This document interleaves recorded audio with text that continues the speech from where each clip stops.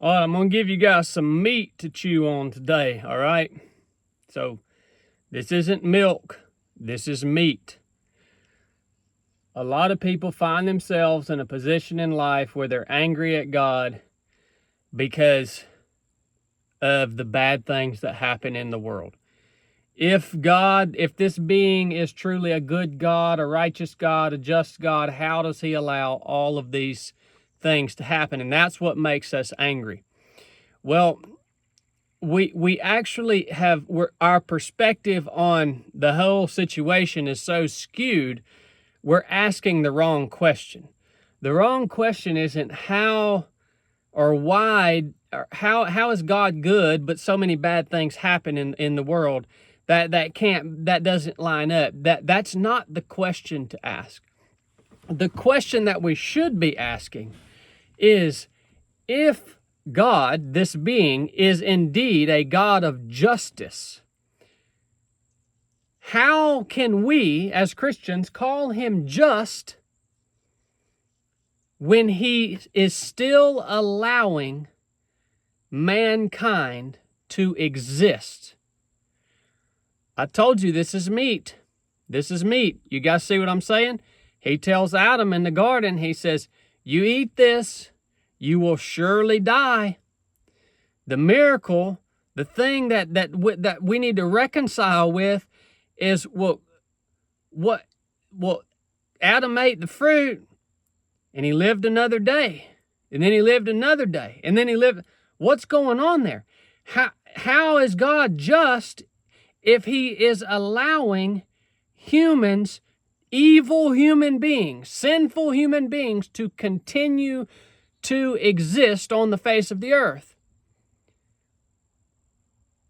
If God is indeed just, he should have delivered on the consequences of sin and wiped man off the face of the earth.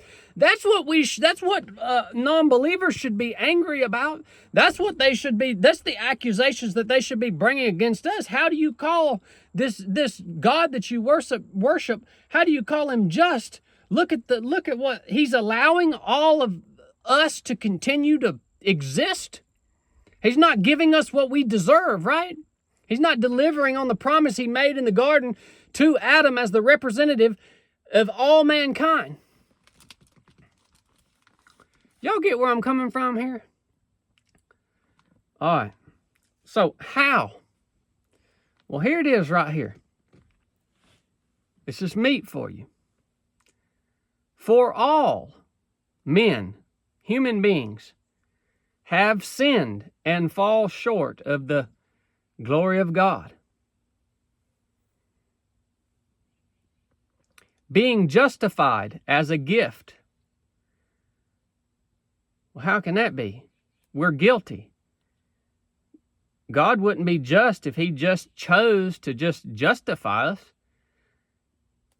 Somebody's got to pay the price. By his grace through the redemption which is in Christ Jesus. All right. Whom God displayed publicly as a propitiation in his blood through faith. This was to demonstrate his righteousness. Jesus Christ on the cross was a demonstration of God's own righteousness. I want you to understand that. Because in the forbearance of God, he passed over the sins previously committed by man. For how many hundreds and thousands of years was he allowing mankind to exist? Passing over the sins of man. You know what that is? That is what we would use our language to describe as common grace.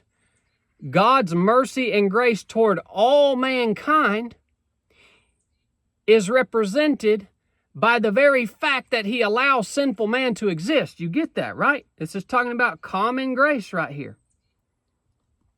He passed over all the sins previously committed. For the demonstration, I say, of his righteousness at the present time, Jesus Christ on the cross, so that he would be just and the justifier of the one who has faith in Jesus. Here we see how God was able to maintain his title as just, still allow us to exist. He was able to maintain his justice by and through the crucifixion of Jesus Christ, by providing a propitiation, an atoning sacrifice that was sufficient to cover the sins of those of us who have faith in Jesus. This type of grace is different than common grace. I also want you guys to understand that. Common grace is the fact that God didn't destroy all of this when sin entered the equation.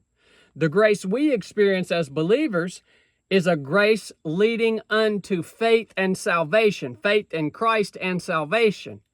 And the Father was able to maintain his justice, and we can no longer accuse this almighty being of being unjust because he allows evil to exist in man, because he says, look at the cross.